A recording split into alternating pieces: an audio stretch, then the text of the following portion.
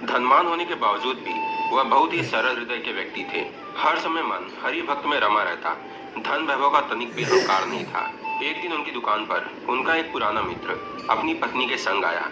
वह दोनों वृंदावन से दर्शन करके आए थे और उनके लिए वहां का भोग प्रसाद लेकर आए थे। उनके साथ लड्डू गोपाल जी का सुंदर विग्रह था। लड्डू गोपाल जी की मोहक छवि उस व्यापारी का मन मोह रही थी।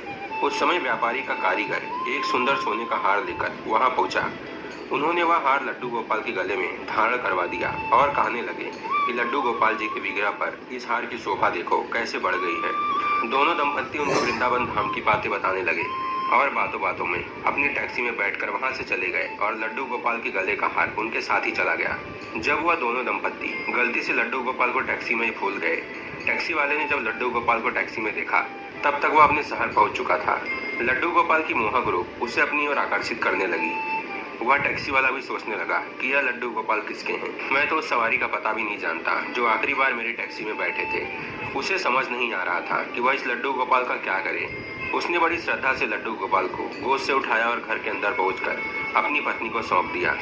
लड्डू गोपाल को पकड़ते ही मानो उसकी पत्नी के मातृत्व के भाव को जागृत हो गए और उसकी आंखों से श्रद्धा के आंसू बहने लगे। वह अपने पति से कहने लगी, मैं बहुत खुश हूँ कि तुम मेरे लिए लड्डू गोपाल का यह सुंदर विग्रह लेकर आए। इसे गोद में लेते ही मानो मेरे ममतामयी भाव जाग गए हैं। उसका पति विचार करने लगा कि अचानक इसको क्या हो गया है। वह जल्दी से लड्डू गोपाल का विग्रह को अंदर ले गई और जल्दी जल्दी भोग तैयार करने लगी। बड़े श्रद्धा भाव से उनको भोग लगाया। उधर सोने के व्यापारी को अपने हार की याद आई और वह हार तो उसके मित्र के लड्डू गोपाल विग्रह के साथ ही चला गया। उसने अपने मित्र को इस विषय में पूछा तो उन्होंने लड्डू गोपाल जी के चोरी होने की बात बता दी।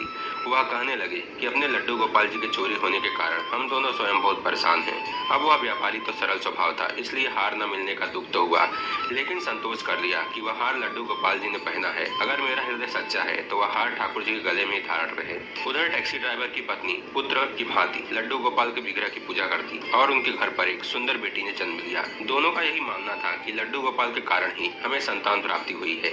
इसलिए टैक्सी ड्राइवर की पत्नी का स्नेह लड्डू गोपाल जी के प्रति और भी गहरा हो गया। एक दिन गहनों के व्यापारी को अपने काम के सिलसिले में दूसरे शहर जाना पड़ा और इतनी तेज बारिश होने लगी कि इन्हें जहां जाना था वहां पहुंच ही नहीं पाए। जिस टैक्सी ड्राइवर के टैक्सी में वो बैठे थे वह कहने लगे कि जब तक बारिश कम नहीं हो जाती आप मेरे घर रुक जाएं। एक अनजान शहर में किसी पर विश्वास करना मुश्किल था, लेकिन न जाने क्यों उन्होंने हामी भर दी। घर पहुंचते ही टैक्सी ड्राइवर ने अपनी पत्नी को आवाज लगाई कि देखो घर पर मेहमान आए हैं। उसके घर पर पहुंचकर उनको एक अलग सा खिंचाव महसूस हो रहा था।